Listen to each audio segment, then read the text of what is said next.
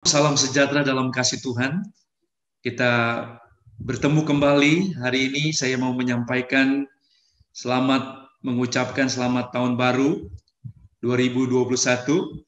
Dan kita akan mendengarkan firman Tuhan. Sebelum kita mendengarkan firman Tuhan, mari kita berdoa. Bapa Surgawi, kami bersyukur Tuhan untuk hari ini. Kami percaya hari yang Tuhan jadikan, dan kami di tahun yang baru membutuhkan arahan daripada firman-Mu. Biarlah roh hikmat dan wahyu untuk kami terus mengenal Engkau dengan benar, menjadi pondasi bagi kami, Tuhan, untuk menjalani hidup di tahun 2021 ini. Dan biarlah firman-Mu menjadi pelita bagi kaki kami dan terang bagi jalan kami. Urapi hamba-Mu, urapi setiap kami yang mendengarnya, supaya kami diberikan pengertian yang dalam dan setiap kami boleh berjalan di dalam kebenaran-Mu, Tuhan. Terima kasih Bapa, dalam nama Yesus kami siap untuk mendengar firman-Mu. Haleluya, amin.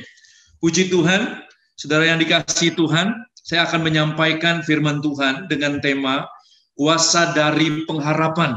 Jadi saya percaya ada kuasa di dalam pengharapan kita kepada Tuhan. Ya, kita percaya bahwa di dalam hidup ini, apalagi memasuki tahun yang baru, setiap kita mungkin punya pengharapan, punya kepercayaan dan iman, keyakinan untuk menjalani hidup ke depan. Saya percaya bahwa kita perlu mendasari kepercayaan kita, pengharapan kita, kasih kita itu di dalam firman Tuhan dasarnya, dan janji Tuhan, karena firman Tuhan dan janji Tuhan tidak berubah. Setiap kondisi, situasi, dan kondisi kita terus berubah, tetapi firman Tuhan tidak pernah berubah dulu, sekarang, sampai selama-lamanya. Oleh sebab itu yang pertama, mari kita baca firman Tuhan di dalam Yohanes pasal 1 ayat 1, demikian bunyinya. Pada mulanya adalah firman, firman itu bersama-sama dengan Allah, dan firman itu adalah Allah. Saudaraku yang dikasihi Tuhan, kalau alam semesta ini dijadikan oleh firman-Nya, dan pada mulanya semuanya adalah firman Tuhan, saya percaya di dalam tahun yang baru ini, tahun 2021 ini, kita mendasari semua pengharapan kita, semua yang kita harapkan, semua mimpi kita, visi apapun ke depan di tahun 2021, ini kita perlu dasari dengan firman Tuhan, dengan janji-janji Tuhan yang tidak pernah berubah, sehingga itu akan menjadi kuat. Karena saya percaya di dalam firman Tuhan itu ada perintah, ada janji, ada visi, ada kuasa yang punya daya cipta, ada misi Tuhan di dalamnya, ada perintah, ada peringatan, ada sensor. Oleh sebab itu kita mengawali tahun baru 2021 ini, saudaraku, dengan dasar firman Tuhan dan janji-janji Tuhan. Itu yang tidak berubah dan tidak pernah harapan kita, saya percaya, kepercayaan kita akan meleset. Karena saya percaya firman Tuhan dan janji Tuhan itu tidak pernah berubah. Nah, apa yang Tuhan janjikan di tahun 2021 ini bagi kita itu ada dalam Yeremia 29 ayat yang ke-11. Ini menjadi tema tahun ini, yaitu tahun ekspektasi, tahun expectation yang besar. Jadi saya percaya kita boleh punya pengharapan yang besar, kita boleh punya visi yang besar, kita boleh punya mimpi yang besar, keinginan, kerinduan hati kita yang besar, tapi kita harus punya dasar. Karena kalau mimpi, keinginan, kerinduan hati, visi itu tanpa dasar, itu akan akhirnya bisa mengecewakan dan sia-sia. Nah, saudaraku, apa yang Tuhan janjikan di dalam tahun 2021 ini yang menjadi tahun expectation ini. Nah, saudaraku, di dalam Yeremia 29 ayat 11 mengatakan demikian. Sebab aku ini mengetahui rancangan-rancangan apa yang ada padaku mengenai kamu.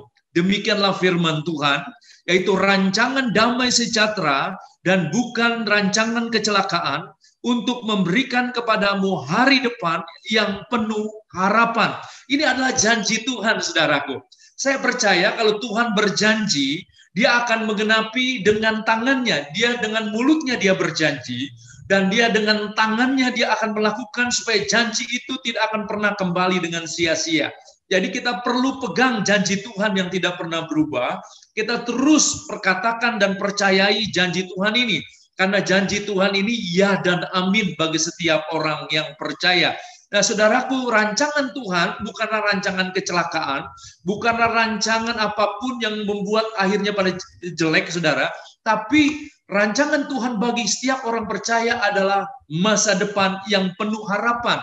Nah, inilah saudaraku janji Tuhan bagi kita yang kita perlu pegang dan percayai. Apalagi saudaraku janji Tuhan di dalam setiap kehidupan kita itu ada di dalam Yesaya 43 ayat 18 sampai dengan ayat 19. Ini adalah dasar daripada pengharapan kita, saudaraku, di tahun yang baru, tahun 2021.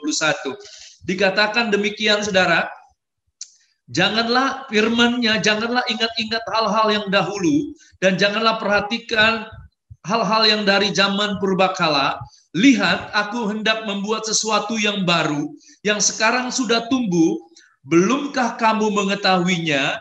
Ya, aku hendak membuat jalan di padang gurun dan sungai-sungai di padang belantara. Nah, saudaraku yang dikasihi Tuhan, selain Tuhan rancangkan masa depan yang cerah cemerlang, masa depan yang penuh harapan, bagi kita yang saudaraku di tahun 2020 saya percaya ngalamin hal-hal yang menjadi masalah, kesulitan, tantangan, persaingan yang begitu ketat. Saya percaya saudaraku masalah selalu ada, tantangan selalu ada di dalam segala zaman, krisis selalu ada dalam segala zaman, tetapi saya percaya Tuhan juga ada menyertai kita, memberikan solusi jalan keluar. Nah, kalau ada di antara kita yang saat ini sedang mengalami situasi jalan yang buntu, jalan yang saudaraku pintu-pintu akan tertutup, nggak ada hal yang bisa kita lakukan, dan ini adalah janji Tuhan untuk tahun 2021. Di dalam Yesaya 43 ayat 18 sampai dengan ayat 19, dikatakan asal kita tidak mengingat-ingat hal-hal yang dahulu, jangan perhatikan hal zaman purbakala yang membuat kita gentar, yang membuat kita takut, yang membuat kita khawatir, yang membuat kita bimbang. Karena saya percaya bahwa ini yang Tuhan akan lakukan di tahun 2021. Tuhan akan membuat sesuatu yang baru. Nah, saudaraku, dikatakan lihat. Lihat itu selalu bukan dengan mata jasmani. Karena kalau kita melihat dengan mata jasmani dalam situasi dan kondisi sekarang, kita akan khawatir, kita akan takut. Tapi lihat dengan mata iman yang tertuju kepada Yesus. Lihat, aku sendiri akan membuat sesuatu yang baru, sesuatu yang belum pernah terjadi.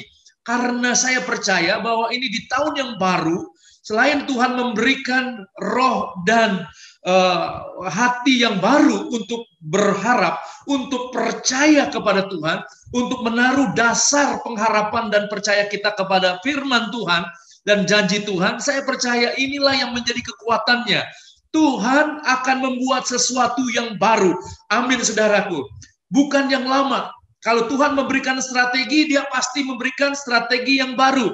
Ide-ide yang baru dan kreatif bagi kita, setiap kita yang bekerja, yang berbisnis, yang sekolah, yang kuliah, yang melayani Tuhan. Apapun aspek kehidupan kita, Tuhan berjanji. Tuhan sedang membuat sesuatu yang baru. Tuhan membukakan peluang-peluang. Ya, sesuatu yang baru bagi kita yang percaya. Dikatakan yang sekarang sebenarnya sudah tumbuh, kita belum dilihat aja. Saudaraku, kita belum mengerti itu karena saudaraku percaya itu harus datang dulu baru pengertian menurut Ibrani 11 ayat 3. Nah, saudaraku, makanya dibutuhkan iman. Iman adalah dasar untuk saudaraku apa yang kita harapkan. Jadi perlu iman. Iman dasarnya adalah firman dan janji Tuhan. Ini sesuatu yang luar biasa. Kalau ada di antara kita yang saat ini mungkin depresi karena nggak ada sesuatu yang terbuka, nggak ada terobosan. Nah, ini yang Tuhan akan buat. Dikatakan yang belumkah engkau mengetahuinya, aku hendak membuat jalan di padang gurun. Nah, saudaraku, kalau kita punya dasarnya firman dan janji Tuhan, kita percaya bahwa Tuhan bisa membuat jalan di padang gurun. Saudara, saya puji Tuhan pernah ke Israel, dan dari Israel melalui Mesir, ada 3 padang gurun yang saya lalui dan rombongan lalui, yaitu pegunungan yang pertama, pegunungan Sin, dan kemudian pegunungan Syur, dan kemudian pegunungan Sinai. Ada 3 pegunungan yang dilewati oleh bangsa Israel. Dan saya melihat sesuatu yang luar biasa. Itu kalau kita melihat di padang gurun, semuanya pasir, saudara. Bahkan kalau ada badai gurun, jalan yang ada itu tertutup semuanya. Tetapi di sini, saudaraku, mungkin ada di antara kita yang nggak melihat. Semuanya ngelihatnya pasir, semuanya ngelihatnya gelap, nggak ada titik terang, saudaraku. Tapi Tuhan berjanji 2021 ini, dikatakan aku yang membuat jalan di padang gurun. Oh, saudaraku, walaupun ada badai, taufan yang luar biasa, tapi hanya tangan Tuhan yang bisa membuat jalan di padang gurun. Saudara, ini kita percayai, kalau kita punya dasarnya firman, pengharapan kita dasarnya firman dan janji Tuhan, kita tidak perlu takut, nggak ada jalan keluar. Karena Tuhan sekalipun di padang gurun, Tuhan akan membuat jalan. Dan bukan hanya jalan yang Tuhan buat, tetapi juga Tuhan katakan dia akan membuat sungai-sungai, bukan hanya satu sungai, tapi dia akan membuat sungai-sungai di padang belantara. Ini sesuatu yang mustahil juga. Saudara, seperti jalan di padang gurun, sungai di padang belantara, ini sesuatu yang mustahil yang hanya Tuhan yang bisa membuatnya. Jadi saya percaya sungai-sungai berbicara tentang sumber-sumber yang kita butuhkan. Saudaraku, pekerjaan kita itu sumber yang terbatas. Deposito kita, semua investasi kita itu sumber yang terbatas. Tidak salah. Puji Tuhan kita bisa menaruh harapan kita kepada hal itu.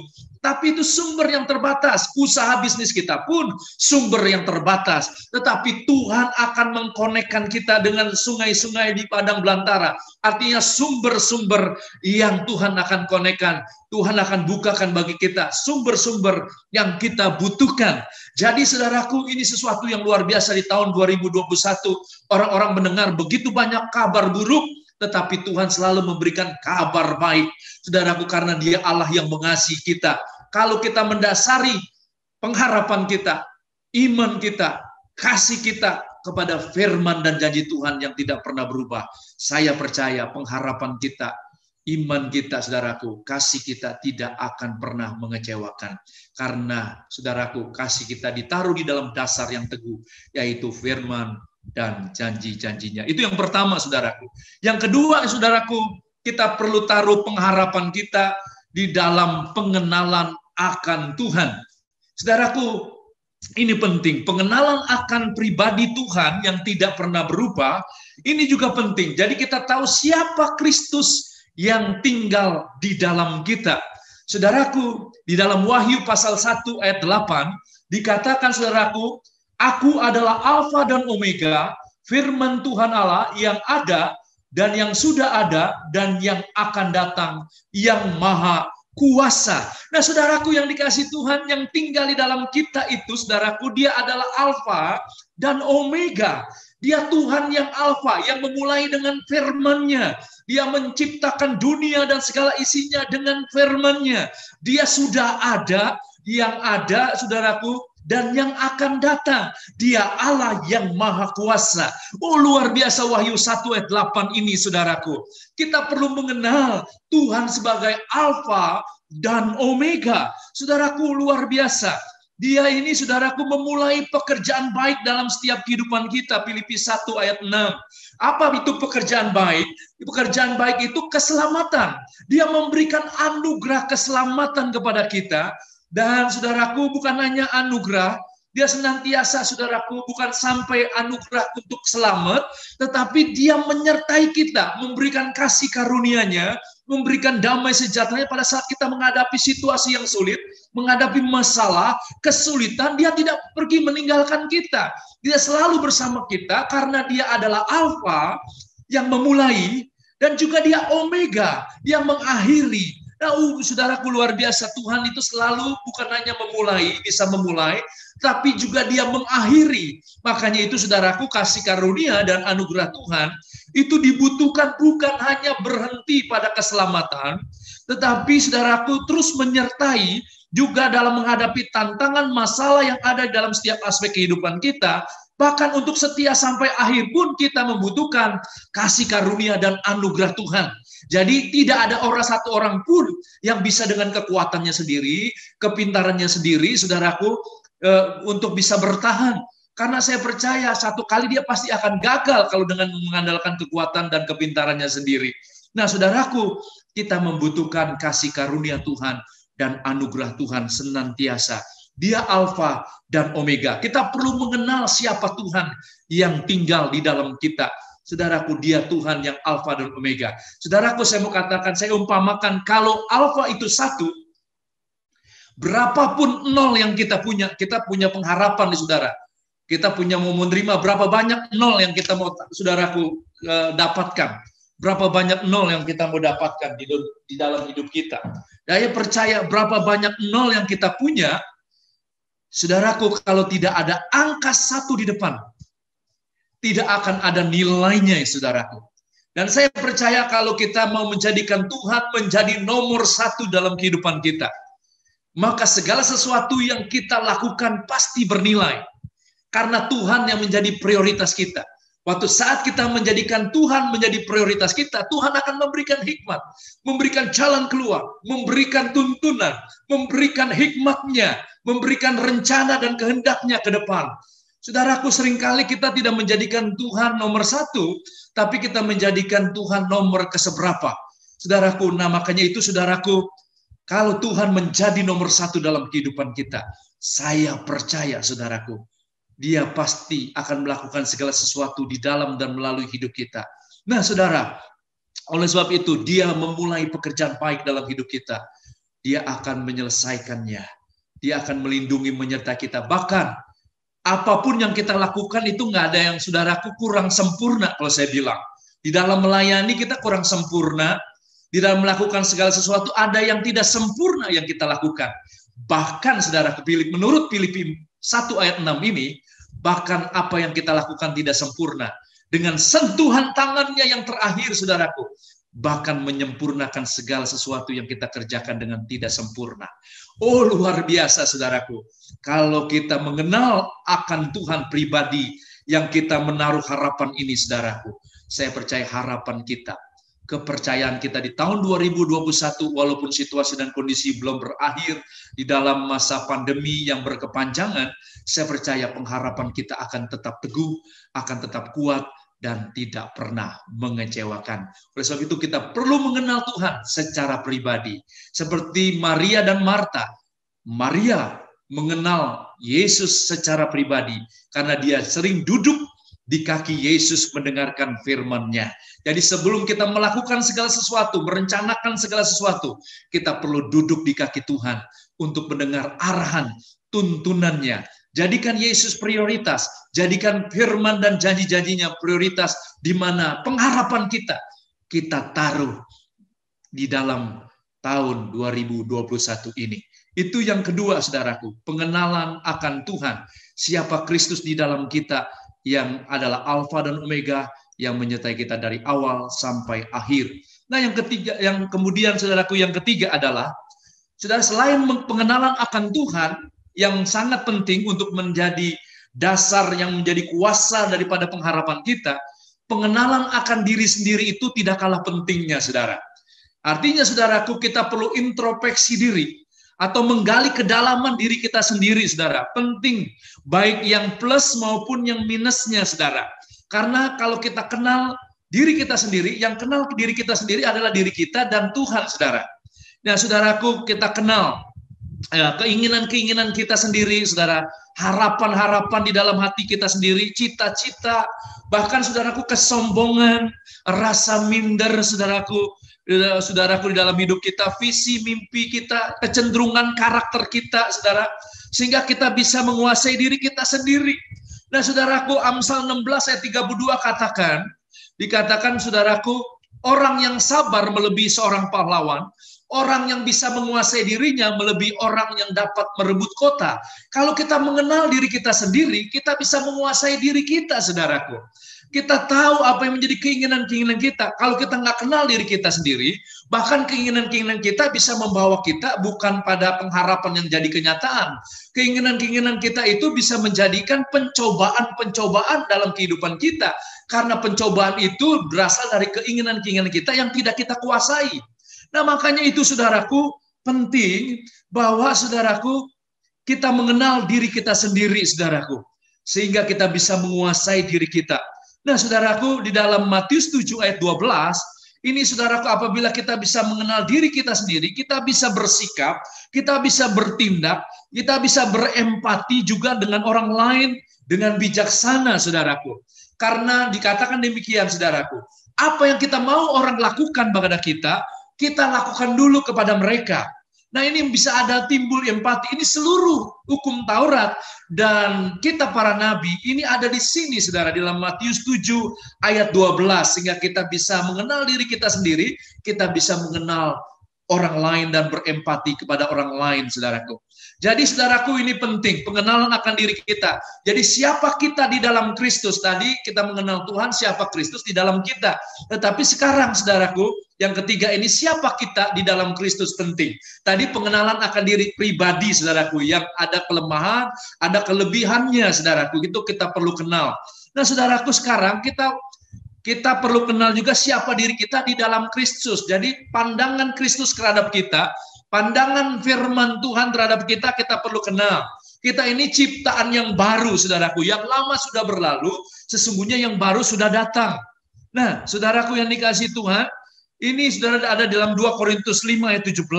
Kemudian segala hal dapat kita lakukan, segala perkara dapat kita lakukan di dalam Kristus yang memberi kekuatan kepada kita, saudaraku. Ini adalah siapa kita dalam Kristus. Dan dikatakan di dalam Kristus, segala berkat rohani di alam surgawi telah menjadi milik kita. Itu Efesus 1 ayat 3. Dan dikatakan lagi, saudaraku, bahwa kita ini ada di dalam berkatnya Tuhan. Dan bahkan dikatakan di dalam Kristus kita telah menjadi kaya di dalam segala macam perkataan, dalam segala macam pengetahuan, dalam segala macam perbuatan. Sekalipun secara materi kita belum kaya, tapi secara iman kita percayai bahwa kita dipenuhi dan sudah kaya di dalam pengetahuan firman Tuhan, di dalam, saudara, perkataan sesuai dengan firman Tuhan, dan di dalam, saudaraku, tindakan-tindakan kita yang dikuasai dan dihidupi oleh firman Tuhan. Sehingga kita tahu siapa kita di dalam Kristus. Kalau kita kenal pribadi Tuhan secara pribadi yang Alfa dan Omega, dan juga kita kenal dia tinggal di dalam kita, menyertai kita, Immanuel. Kita juga kenal siapa diri kita, sehingga kita bisa berempati kepada orang lain, dan kita bisa menguasai diri kita. Dan juga, saudaraku, kita tahu siapa kita di dalam Kristus, sehingga apa yang Tuhan sediakan, saudaraku, kita sebagai anak tidak takut kalau kita minta sesuatu, karena ini anak adalah dapat diwariskan dari orang tua kita. Tuhan adalah Bapa yang baik. Roma 8 ayat 32 katakan, bagaimana mungkin kalau anaknya sendiri dia berikan, bagaimana mungkin pengharapan kita tidak jadi kenyataan? Bagaimana mungkin doa-doa kita tidak dijawab? Bagaimana mungkin iman kita tidak menjadi kenyataan? Karena dia mengasihi kita dengan memberikan yang satu-satunya anaknya yang tunggal. Kalau kita punya 15 anak, satu kita kasih orang aja nggak tega, saudara. Tapi Bapa kita, Bapa Surgawi, punya anak satu-satunya yang tunggal, dia berikan kepada kita. Apalagi, saudaraku, masa iya pengharapan kita, mimpi kita tidak menjadi kenyataan kalau itu didasarkan oleh firman dan janji-janjinya. Wah, ini sungguh luar biasa, saudaraku. Dan saudaraku yang terakhir,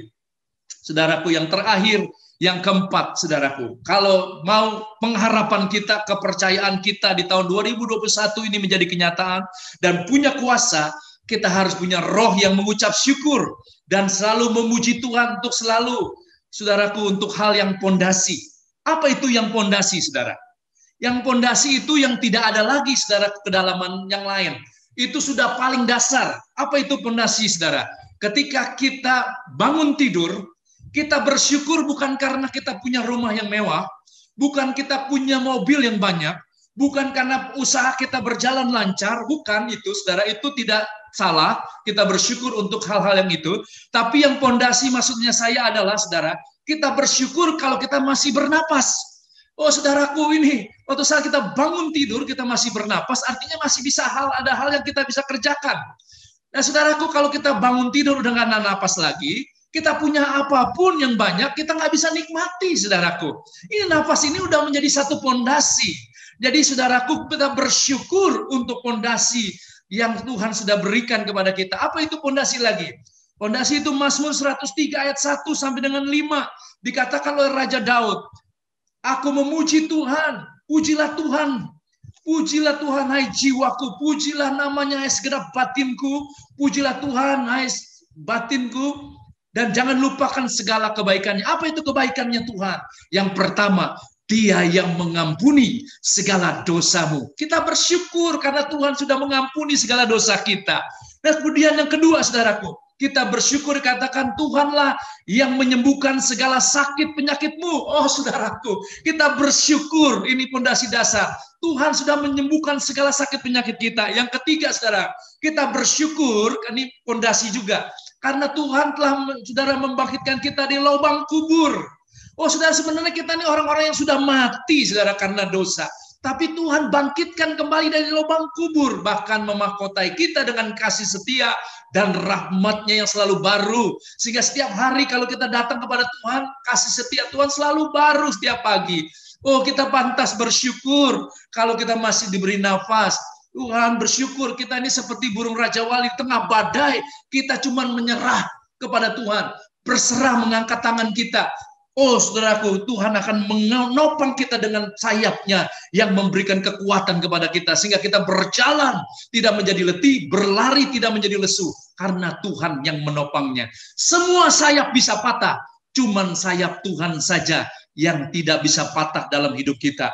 Nah, kalau kita menaruh harapan kita kepada firman-Nya, kepada Tuhan yang kita kenal, kita mengenal pribadi Tuhan, kita tahu siapa kita dalam Kristus, dan hal-hal yang apapun yang diwariskan kepada kita, yang menjadi milik kita, pengharapan kita, saudaraku, tidak akan pernah mengecewakan. Kalau kita selalu bersyukur untuk hal-hal yang fondasi, yaitu untuk napas hidup, untuk saudaraku, dosa-dosa kita yang sudah diampuni, sakit penyakit kita yang sudah, saudaraku, disembuhkan, dan juga untuk saudaraku hidup kita yang sudah Tuhan bangkitkan dalam hidup yang baru, maka itu pengharapan kita akan menjadi sau atau jangkar yang kuat dan teguh di dalam gelombang dan badai yang sedang menggoncang dunia ini secara global. Ibrani 6 ayat 19 dikatakan pengharapan itu adalah sau yang kuat dan aman bagi jiwa kita yang telah dilabuhkan sampai ke belakang tabir. Oh luar biasa, marilah kita teguh berpegang pada pengakuan tentang pengharapan kita, sebab Ia yang menjanjikannya setia. Saudaraku, inilah hal-hal yang mau saya sampaikan di tahun yang baru ini. Yang pertama, saudaraku, pastikan pengharapan kita yang besar ditaruh di dasarnya adalah firman Tuhan dan janji Tuhan yang tidak pernah berubah, sehingga pengharapan kita tidak akan pernah mengecewakan. Yang kedua, pastikan pengharapan kita ditaruh dalam pengenalan akan Tuhan secara pribadi. Sehingga pengenalan Tuhan akan secara pribadi itu membuat kita kuat dan pengharapan kita akan menjadi kenyataan dan tidak pernah mengecewakan.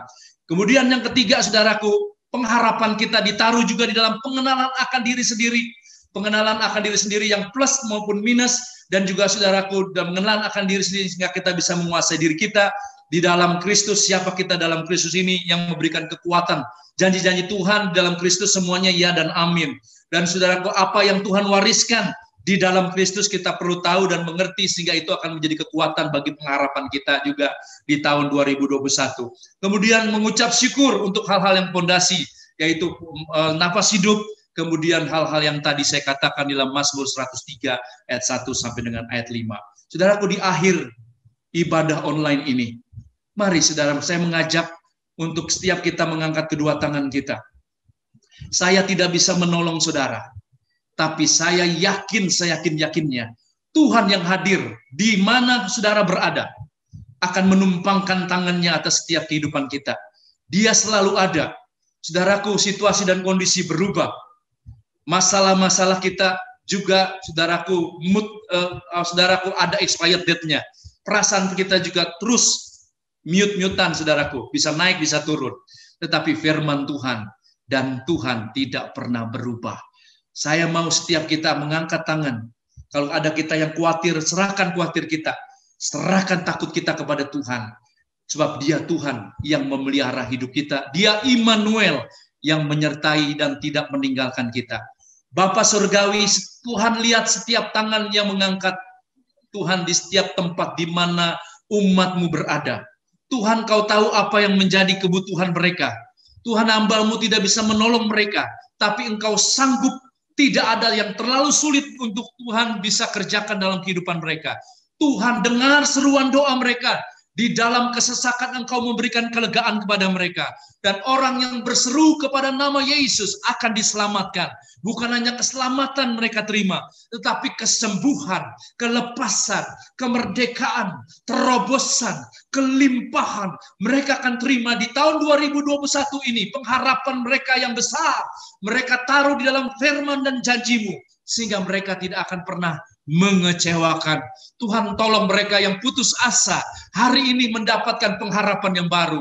Hari ini mendapatkan kekuatan yang baru di dalam nama Yesus. Karena mereka menaruh pengharapan mereka bukan kepada keinginan-keinginan mereka sendiri, bukan kepada pengharapan-pengharapan mereka sendiri, tetapi menaruh pengharapan mereka di dalam firman Tuhan dan janji Tuhan, di dalam pengenalan akan Tuhan secara pribadi, dan pengenalan diri siapa mereka di dalam Kristus, dan bahkan mereka penuh dengan ucapan syukur. Terima kasih Tuhan, berkati mereka. Tuhan, berkat-berkat-Mu yang terbaik mengalir di dalam kehidupan mereka. Kesembuhan mengalir, firman-Mu dilepaskan, dan kesembuhan terjadi. Mereka tidak akan mati tetapi hidup, dan mereka akan menceritakan perbuatan-perbuatan Tuhan yang besar di tahun 2021 ini Tuhan. Di dalam nama Yesus kami berdoa dan bersyukur. Haleluya. Amin. Nah saudaraku, sebelum kita berpisah, angkat tangan kita siapkan hati kita untuk menerima segala berkat yang terbaik yang Tuhan sediakan dalam setiap kehidupan kita.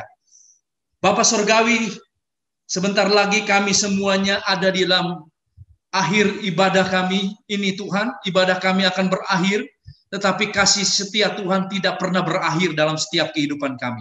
Tumpangkan tangan-Mu Tuhan, untuk setiap umat-umat-Mu yang menonton video online ini. Bahkan Tuhan, lepaskan berkat-berkat Tuhan yang terbaik. Di dalam nama Tuhan Yesus Kristus, terimalah segala berkat yang terbaik daripada Allah Bapa, kasih karunia dan kebenaran daripada Tuhan Yesus Kristus, dan persekutuan pribadi dengan Roh Kudus yang terus kita bangun mulai hari ini sampai Maranatha, di mana Tuhan Yesus berjanji akan menjemput setiap kita yang tetap setia mengasihi Tuhan dan tetap percaya kepada Tuhan. Biar apapun yang kita kerjakan di dalam hidup ini di tahun 2021, Tuhan akan membuat berhasil. Biar apapun pintu-pintu yang tertutup di tahun 2020, terbuka di tahun 2021. Dan Tuhan meluruskan jalan, membukakan pintu, mengkonekkan dengan sumber-sumber yang kita butuhkan. Sehingga apapun yang kita lakukan, Tuhan yang membuatnya menjadi berhasil. Pengharapan yang besar akan menjadi kenyataan. Di dalam berkat nama Tuhan Yesus, setiap kita yang percaya menerima berkat Tuhan mengatakan dengan yakin, amin. Tuhan memberkati kita semua. Salam sejahtera dalam kasih Tuhan. Selamat tahun baru. Dan tetap jaga kesehatan. Tuhan luar biasa, Alfa dan Omega. Dan Dia Immanuel yang tidak pernah meninggalkan kita. Shalom.